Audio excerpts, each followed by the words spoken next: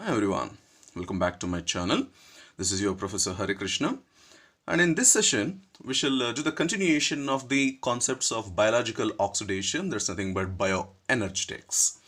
So in our last video we have given the discussion regarding two important concepts, that is endergonic reaction and exergonic reactions. With respect to endergonic reaction, we said the reaction is non-spontaneous and it is thermodynamically unfavorable. While if you come to the case of exergonic reactions are spontaneous reactions and are thermodynamically favorable one. If you consider a reaction, say A is expected to be converted to the form C. But in order to judge whether the reaction occurring in a forward reaction or whether the reaction is favorable in a forward direction or backward direction, we are supposed to look over into their standard free energy change values, that is delta G naught. Suppose if you consider the delta G naught value of this particular reaction is positive.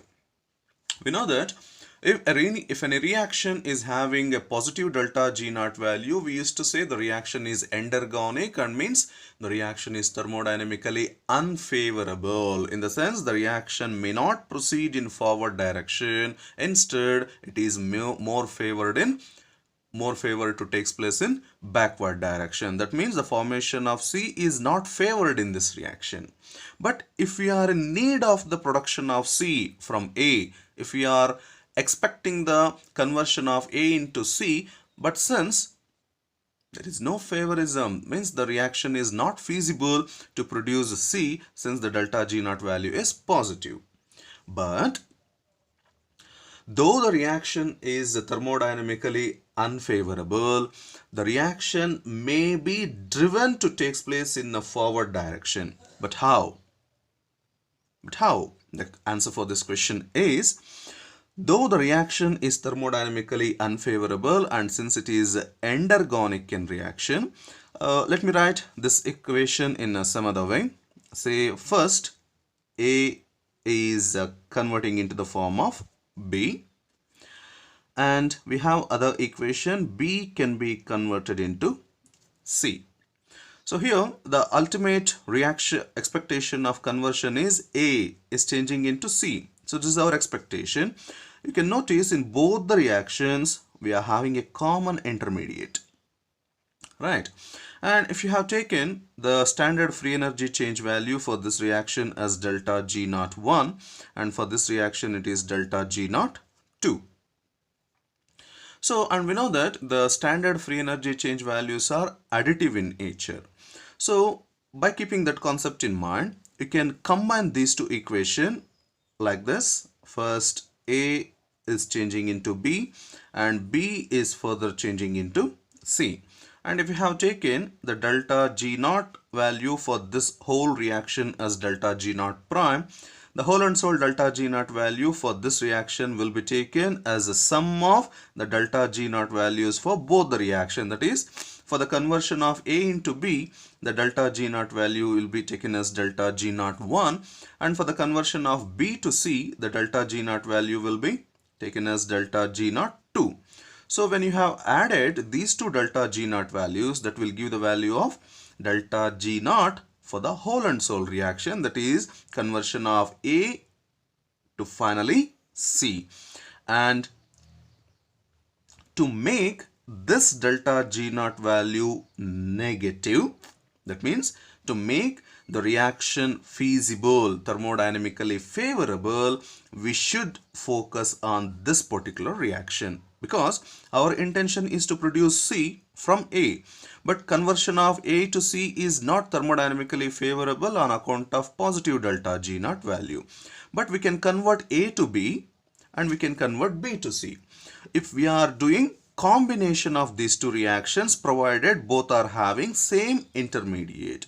That means when you combine, when you couple an thermodynamically unfavorable endergonic reaction with a highly exergonic reaction, when you couple an endergonic reaction with an exergonic reaction, then we can make the endergonic reaction to takes place in a forward direction.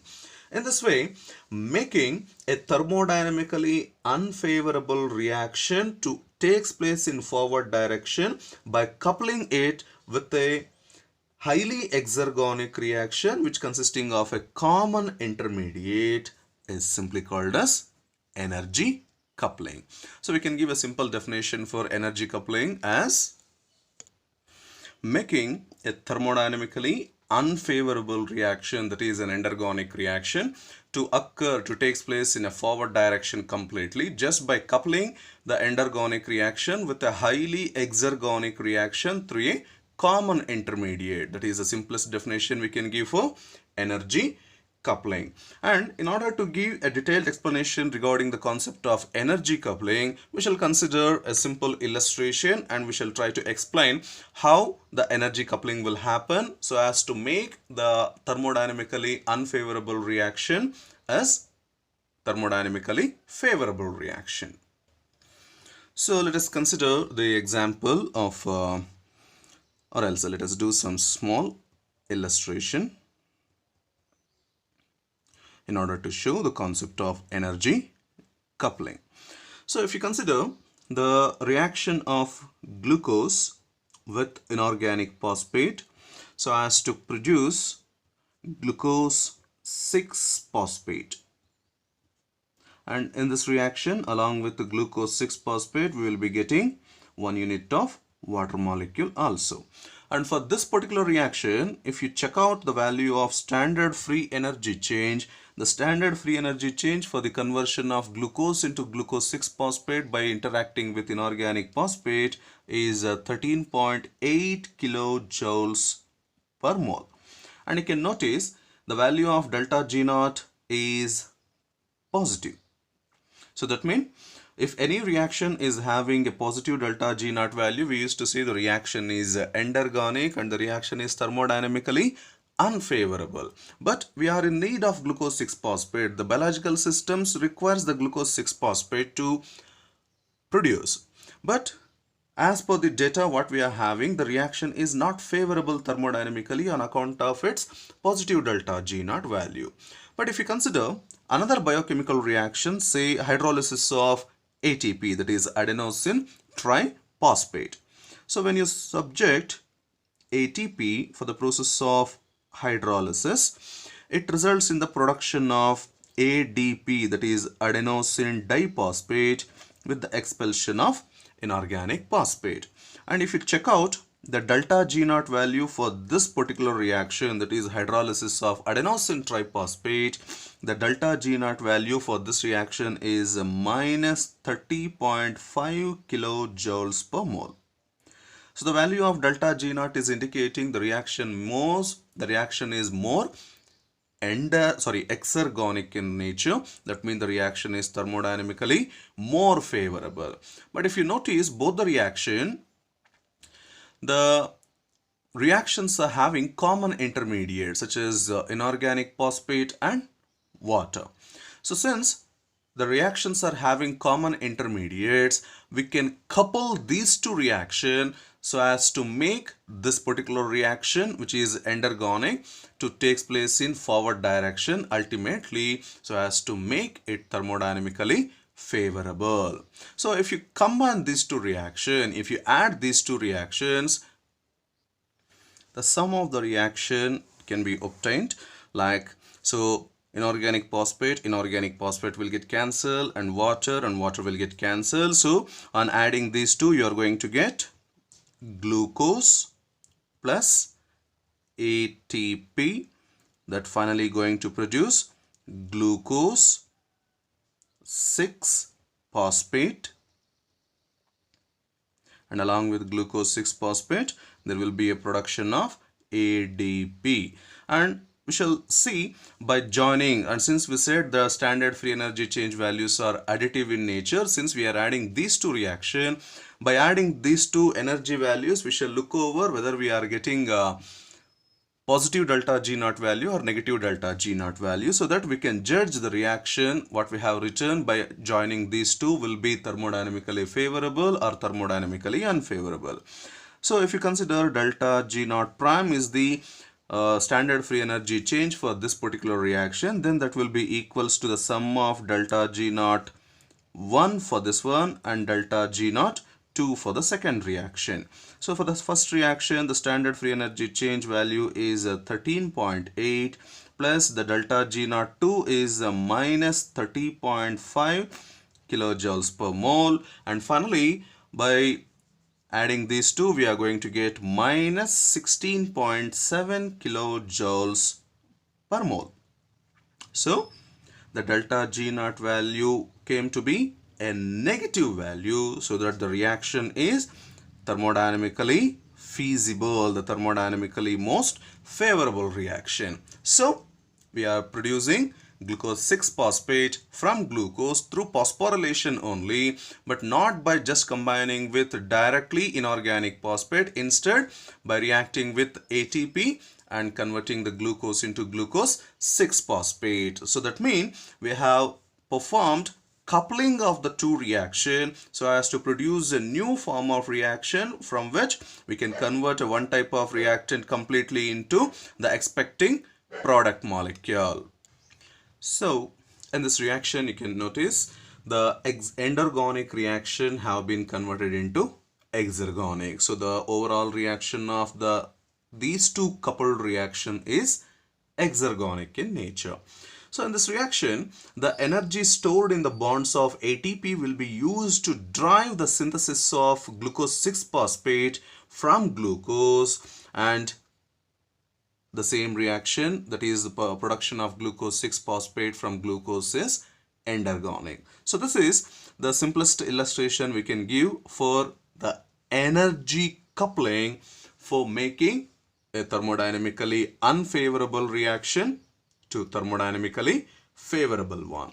So now we shall analyze the same reaction in terms of the equilibrium constants. So let us frame the equilibrium constant value for all the three reactions. For the first reaction, that is for the conversion of glucose into glucose 6-phosphate, the equilibrium constant can be framed. We know that equilibrium constant is the ratio of concentrations of product to the concentration of reactant. So here in the first reaction, that is glucose on reaction with phosphate to produce glucose 6-phosphate, for which the equilibrium constant can be written as firstly the product, that is glucose 6-phosphate is a product, and the reactant molecules are the glucose and inorganic phosphate. So for which the experimental equilibrium constant value will be 3.9 into 10 to the power of minus 3 per mole as the equilibrium constant for the first reaction. And for the second reaction, that is the hydrolysis of ATP to produce ADP and inorganic phosphate, for which the equilibrium constant can be framed as KEQ is equals to concentration of ADP inorganic phosphate by concentration of ATP and concentration of H2O. And for this particular equilibrium ratio, the value of equilibrium constant is found to be 2 into 10 to the power of 5 mole. So these are the equilibrium constant values for the first and the second reactions. So if you have written the equilibrium constant equation for the coupled reaction, so let me consider that as KEQ3, for which the equilibrium constant ratio is glucose 6-phosphate, which is there in the product side, and ADP and the reactant side is glucose and ATP.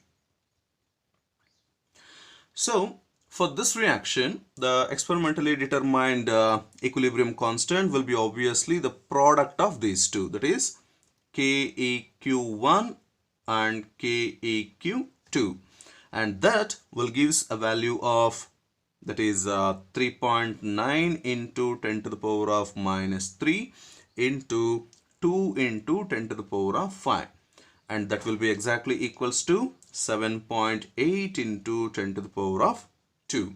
So we are noticing, compared to these two reactions, the equilibrium constant value for the coupled reaction is much positive.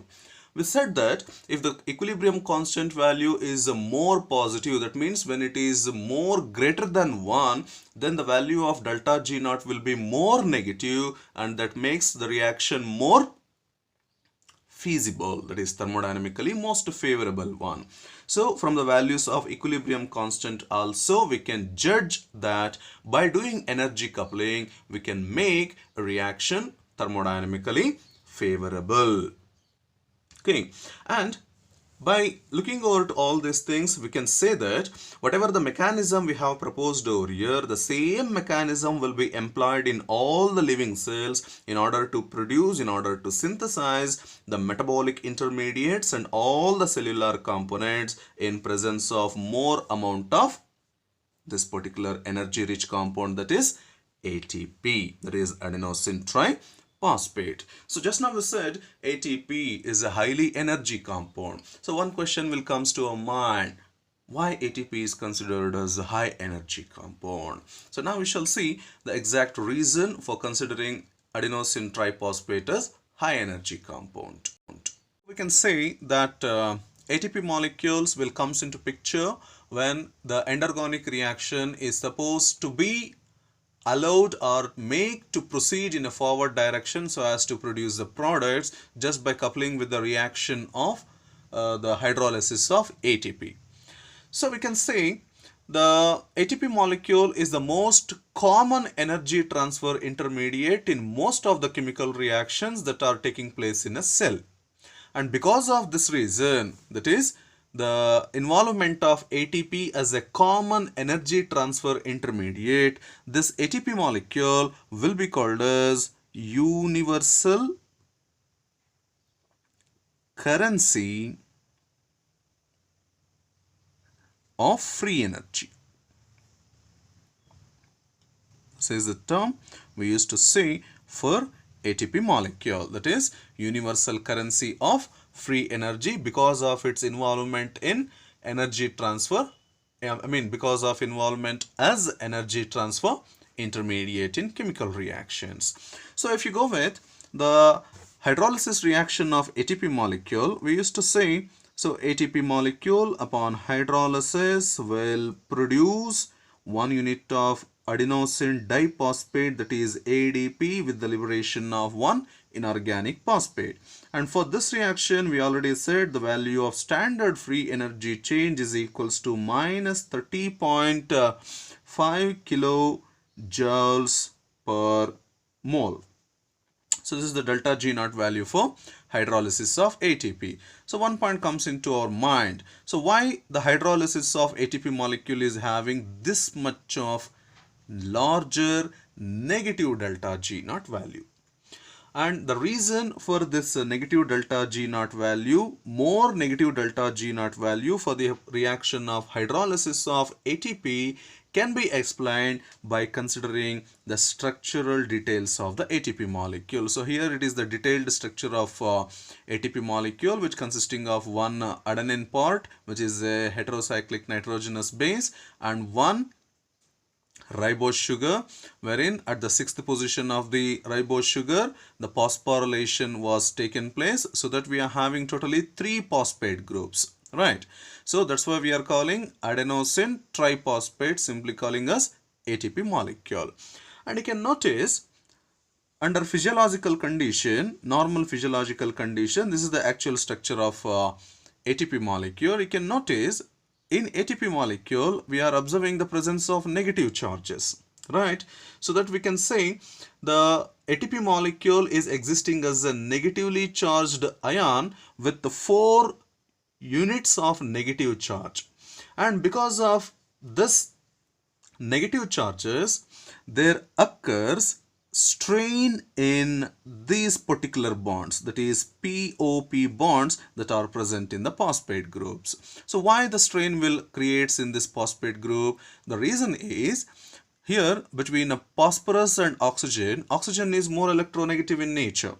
So because of more electronegativity, the electron density will be pulled more towards oxygen, that creates electron deficiency at this phosphorus atom. And same thing we can observe at these positions also. So now these phosphorus atoms are in need of electron density, and that is available on this oxygen atom, where the oxygen atom is having lone pair of electron. And now this lone pair of electron, or else for this lone pair of electrons, these successive phosphorus atom will show a competition. And because of this competition, there is no possibility for the involvement of negative charge in resonance. I mean to say, if the ATP molecule has to be stable, the negative charge has to be distributed, that has to undergo resonance. But because of this polarity development at this bond, and due to competition for the electron pair, that is lone pair of electrons, by the successive phosphorus atom, the negative charge may not undergo resonance in an easier way. That means there is an opposition for the resonance, and this resonance will destabilize this ATP molecule and make the ATP molecule to undergo splitting so as to produce either adenosine diphosphate by releasing one inorganic phosphate, or by releasing two phosphate units in the form of pyrophosphate so as to produce adenosine monophosphate. So that by looking over to this structure, we can say the localization of negative charge. That means there is no delocalization, means there is no resonance at all. I mean, why the resonance is not possible? Because of the competition of the lone pair of electrons by this successive phosphorus atoms.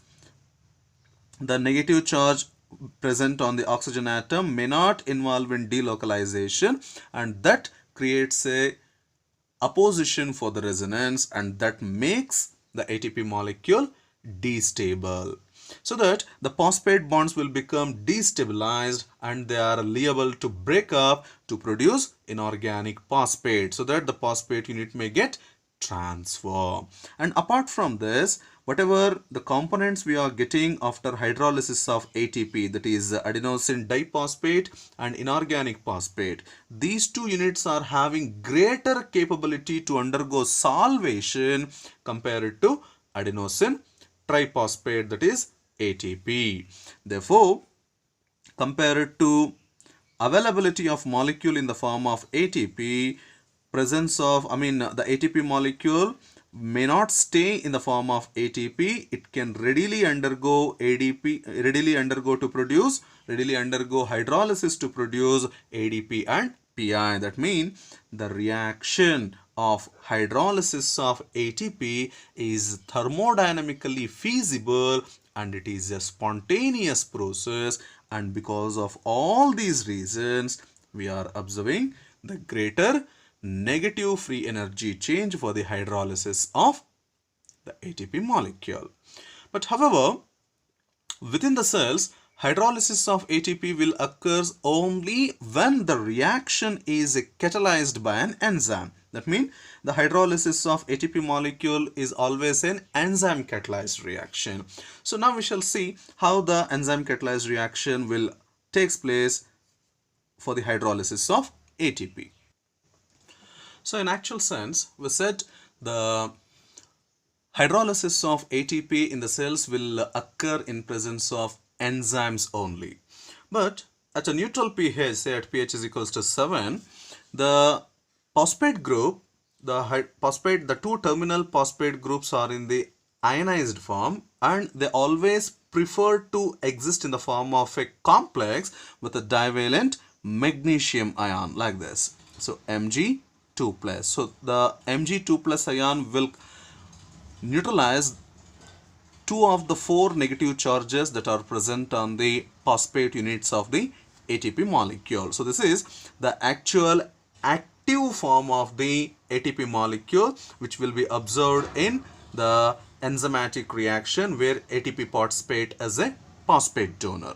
So this is the actual form. So that the active form of the ATP will be written as Mg ATP with only 2 negative charges, because the two of the 4 negative charges that is present on the ATP molecule got neutralized by the dipositive magnesium ion, so leaving with only 2 negative charges that has been written over here as MgATP 2 minus. And here, if you write in a very simplest form, if you write the structure of ATP in a very simplest form, we used to write in this way, that is adenine, which is in bonding with ribose, and that is having a phosphate unit. So between ribose and phosphate we have shown a strong bond, and this phosphate will be in further joining with 2 more phosphate units. But just give a careful observation how I am showing the bond. I have not shown a complete bond, instead I have shown a squiggle. So one question comes to our mind, why we are showing a squiggle between the second and third phosphate unit? The reason for writing the squiggle bond between the second and third phosphate units will be said. Before to that, first we shall look over into the amount of energy that is going to release for each and every phosphate transfer upon hydrolysis.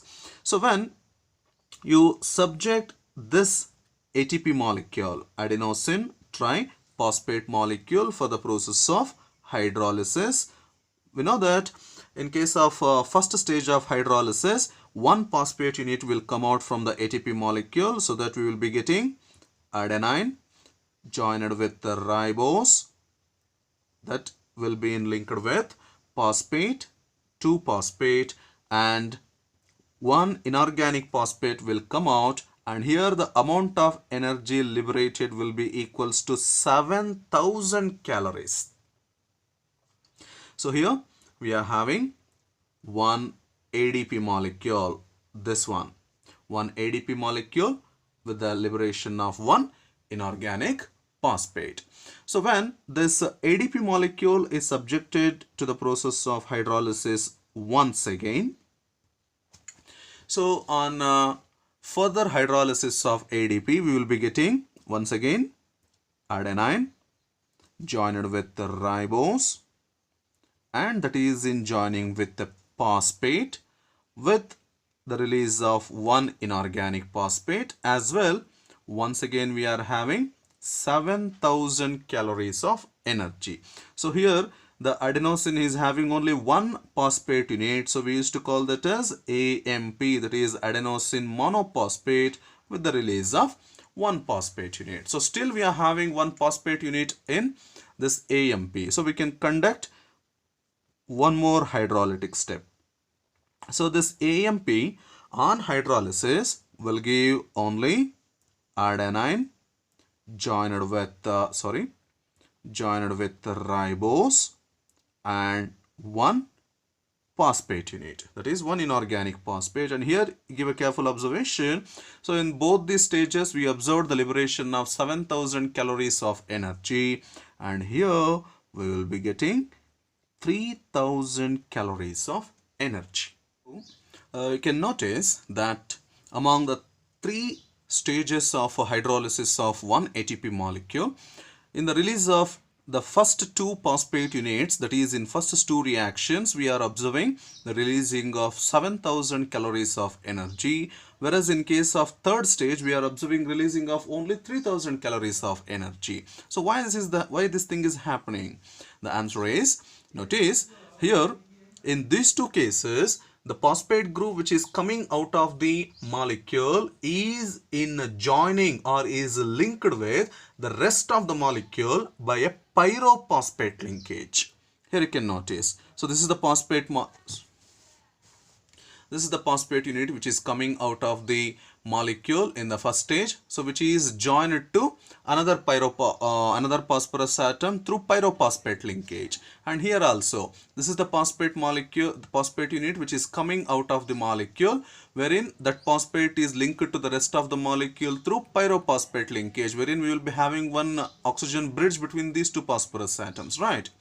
But if you come to the third stage, the phosphate group which is coming out of the molecule is not linked to the rest of the molecule by a pyrophosphate link. Instead, this phosphate molecule is linked to the ester link of the sugar unit, that is ribose. So there is a distinction between the bond characteristic properties in the first two cases and in third case. Because of this reason, we are observing releasing of 7,000 calories of energy in the first two cases and 3,000 calories of energy in the last case. In order to distinguish the terminal two pyrophosphate bonds from the first ester linkage, we are using the squiggle bonds for the last two phosphate units, and we are showing the normal bond for the first phosphate molecule which is joined to the ribose molecule through oxygen bridge. So the turnover of the ATP molecule is very much high, and an ATP molecule is consumed within a minute of its formation. If you consider an adult man, when he is at a rest condition, he will be consuming about 40 kilograms of ATP in 24 hours of time. But when the person is doing the exercise, when he is doing the work, especially the exercise, the consumption and production of the ATP molecule may becomes as high as, say, roughly around a factor of 0.5 kg per minute. So that what we are telling, the turnover of ATP will be very high in a living system. We actually said the standard free energy change, that is delta G naught value for the hydrolysis of ATP molecule is equals to minus 30.5 kilojoules per mole under standard conditions. But in actual sense, the value of delta G naught for the hydrolysis of ATP is much more, more negative than the value which is predicted, that is 30.5 kilojoules per mole. Because we observed in these stages, the ATP molecule is not giving the energy directly, it is giving the energy through the transfer of phosphate molecule to the substrate molecule, right? So instead of calling it as just a standard free energy change, when ATP molecule is giving energy for a substrate molecule to proceed to the form of products, the energy is providing through phosphate transfer. So what is the phosphate unit transferring to the substrate molecule will get dissipated or will get displaced in the later stages of the reaction. But here we are noticing that the energy production, energy transfer to the substrate from ATP molecule is only because of the phosphate transfer. So instead of using the term delta G alone, we can use the term delta GP for indicating the amount of energy that is transferring or liberating during the energy transfer by an ATP molecule, provided delta G is the free energy only, but the term P is suffixed over here in order to indicate the transfer of phosphate. And this delta GP for ATP molecule is simply called as phosphate transfer potential. So the meaning of delta GP is phosphate transfer potential. And the delta GP value of the complex of ATP with magnesium, that is MgATP2-. For this complex, the value of delta GP will vary between minus 50 kilojoules per mole to roughly around minus 65 kilojoules per mole. So this is the range of delta GP for the magnesium complex of ATP in majority of the cells. So in this way, ATP molecule will provide the energy by transfer of phosphate molecule to the substrate molecule so as to make the reaction to carry out. Since the cells are in isothermal condition, there is no possibility of direct transfer of heat to the cells so as to make the cells to perform the activities to produce or to make the cellular activities. The ATP molecule will transfer the energy through phosphate transfer. So that's why the phosphate compounds will act as a energy sources, that what we have started in the beginning, that is role of ATP as high energy compound. So ATP will release this much, this will transfer this much of amount of energy to the substrate by group transfer of phosphate units. So not only ATP molecule, other phosphate compounds are also present in the living organisms, and those phosphate compounds also acts as the energy rich compounds. But whatever all the phosphate compounds that are present in the living system cannot act or cannot be considered as the high energy compounds. So few will be called as low energy compounds and some will be called as high energy compound. So in order to call a phosphate compound as a low energy compound or high energy compound, one standard have been considered, that is the value of delta Gp.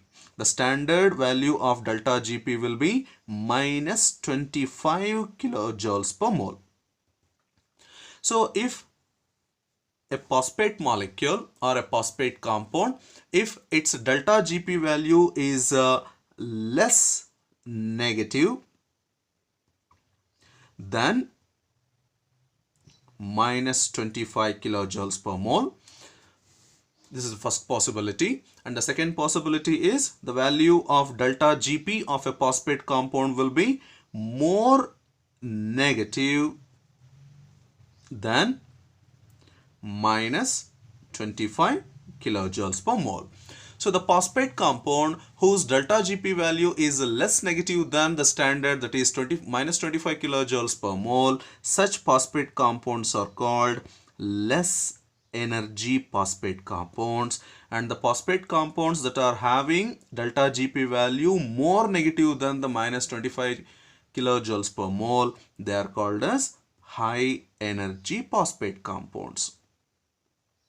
And this is the standard we are supposed to remember in order to differentiate a phosphate compound as a low energy phosphate compound or high energy phosphate compound. And now we shall take one simple example so as to indicate the low energy phosphate compound and high energy phosphate compound. Let us consider the same example, that is ATP, which is having a delta G0 or delta Gp value of minus 30 kilojoules per mole, whereas the glucose 6-phosphate that we already said in the session, glucose 6-phosphate is having a delta Gp value of minus 13.8 kilojoules per mole. So you can notice the glucose 6-phosphate is having less negative delta Gp compared to the standard, and ATP molecule is having more negative delta Gp compared to the standard, that is 25 kilojoules per mole. So that's why ATP molecule will be considered as a high energy phosphate compound and glucose 6-phosphate is considered as low energy or less energy phosphate compound. So this is the way we can differentiate the phosphate compounds into low energy and high energy phosphate compounds. And now we shall consider a few more examples of phosphate compounds which can act as high energy phosphate compounds. So the other example for high energy phosphate compound is Passpo Enol Pyruvate, which is having the formulae of CH2 double bond C, COO minus O, P double bond O, O minus and O minus. This is the simplest structure of phosphoenol pyruvate. So we are having COO minus in the ester form, so we are calling it as pyruvate. Suppose if you are having H over here, we should call it as phosphoenol pyruvic acid when we are having H over here. But we are showing the carboxylate ion, so we should call it as an ester. So the name is phosphoenol pyruvate. For this phosphoenol pyruvate, the value of delta Gp, or we can go with delta G0, is equals to minus 61.9 kilojoules per mole, which is much more negative than the standard value. So this will be considered under high energy phosphate compound. And this phosphoenol pyruvate will be involved in energy transfer reactions that occurs in the cells that we can show, like when this phosphoenol pyruvate, PEP, when this phosphoenol pyruvate combines with ADP, that is adenosine diphosphate, that results in the production of pyruvate with the liberation of ATP. And this ATP will combine with glucose so as to produce glucose 6-phosphate. There is transfer of 1 phosphate units, therefore getting adenosine diphosphate once again. So phosphoenol pyruvate will comes into picture in this particular reaction because of its high negative delta G naught value. Now the second example for high energy phospho compounds other than ATP and phosphoenol pyruvate is 1,3 diphosphoglycerate. This 1,3 diphosphoglycerate is having the formula like this: C double bond O, O, P double bond O, O minus, O minus, and the second position will be having CH, OH, and third position is once again having the phosphorylation CH2O, P double bond O, O minus, and O minus. So first and third positions are having phosphorylation. So this is the complete structure of 1,3 diphosphoglycerate.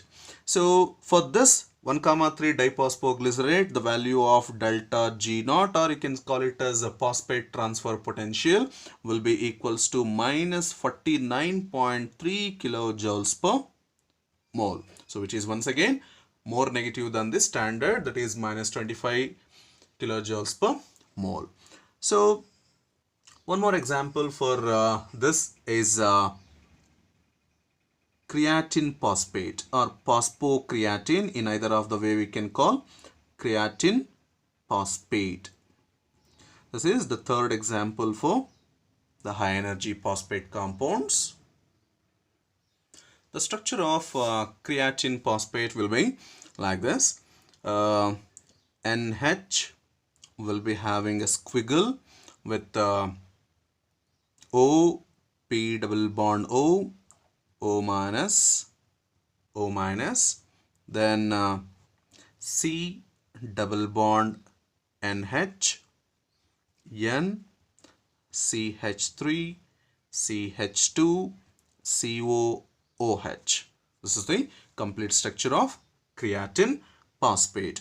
This creatine phosphate will combines with ADP so as to produce creatine and thereby producing ATP once again, that is adenosine triphosphate. This will take part in any other reaction where the energy is required and making the reaction feasible so as to produce the required products. And for this creatine phosphate, we are having the standard free energy change or phosphate transfer potential, that is equals to minus 43 kilojoules per mole, which is once again higher than the standard value. And one last example for the high energy phosphate compound is acetyl coenzyme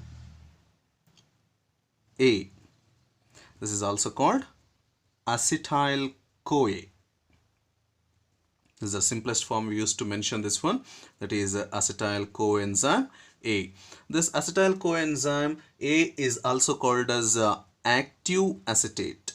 This is the other name we have given for the acetyl coenzyme A. But you can notice if you have given the structure of this acetyl coenzyme A, the structure is CH3CO, there is a squiggle, SCOA. This is the simplest way of representing the acetyl coenzyme A.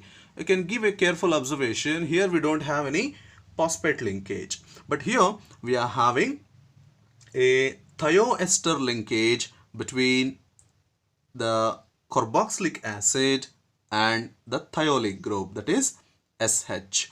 So between carboxylic acid and thiolic group, the bond which is present will take part in the reaction so as to produce the energy. And for this one, the value of delta G naught, here we are not going to call the value as the phosphate transfer potential. It will be just the standard free energy change, that is equals to minus 31 kilojoules per mole. So which is once again higher than the standard value. So this is also considered as high energy compound, but it is not high energy phosphate compound, just a high energy compound. And that's the whole and sole thing about the role of ATP in energy transfer reaction and the other energy rich compounds, as well the most important one, energy coupling. So hope the video is useful for you and you understood the concept. If the video is likely to you, please like it, share it, and please do subscribe to the channel and press the bell icon so that you will get the notification for any update in my channel. And in the next video, we shall going with the actual meaning of biological oxidation, and we shall give a support of which as substrate level phosphorylation of the molecules, and there we shall observe the actual energy transfer procedure. Thank you very much.